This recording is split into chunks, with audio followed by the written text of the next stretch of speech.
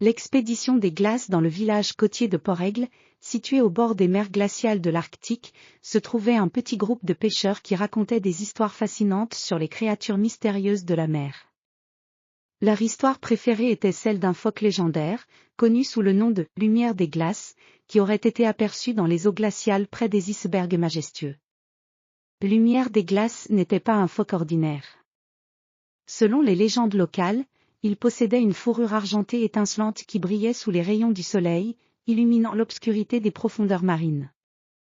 Il était aussi dit que ce phoque avait la capacité de naviguer à travers les icebergs les plus dangereux et qu'il avait une connexion spéciale avec les forces mystiques de l'océan. Le jeune aventurier Édouard, un passionné de la mer et des légendes arctiques, décida un jour qu'il voulait voir lumière des glaces de ses propres yeux.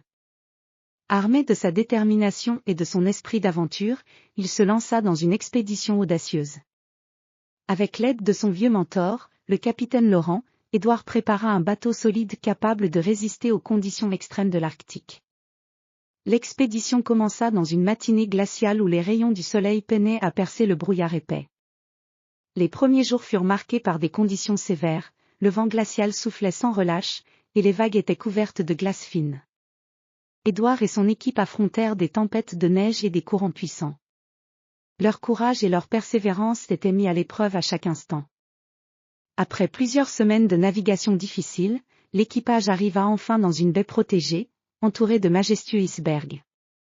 Le paysage était d'une beauté époustouflante, avec des glaciers étincelants et des formations de glace sculptées par le vent et les marées. Édouard était émerveillé par la grandeur de la nature qui l'entourait.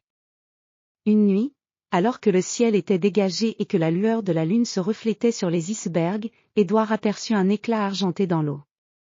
C'était une lueur douce, presque magique, qui semblait se déplacer avec une grâce tranquille. Son cœur battait plus vite alors qu'il se préparait à observer ce phénomène étrange. En approchant avec prudence, Édouard distingua enfin lumière des glaces. Le phoque était magnifique, avec une fourrure d'une brillance argentée qui semblait capturer et refléter la lumière de la lune. Ses yeux étaient d'un bleu profond, empreints d'une sagesse ancienne. Édouard observa le phoque nager autour des icebergs avec une aisance incroyable, comme s'il était fait pour ce monde de glace. Lumière des glaces émergea soudain de l'eau, et Édouard vit que le phoque avait un collier fait de coraux et d'algues marines, scintillant sous la lumière lunaire. Le phoque sembla reconnaître Édouard, et avec un cri mélodieux, il plongea à nouveau dans l'eau, disparaissant dans l'obscurité. Cette rencontre magique marqua la fin de l'expédition d'Édouard.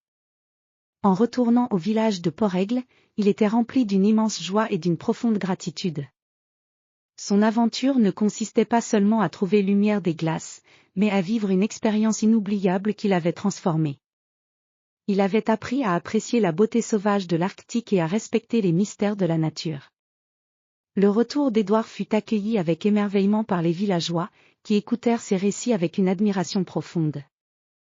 L'histoire de lumière des glaces fut transmise aux générations futures, inspirant d'autres aventuriers à chercher la beauté cachée dans les profondeurs de la mer et les mystères des glaces.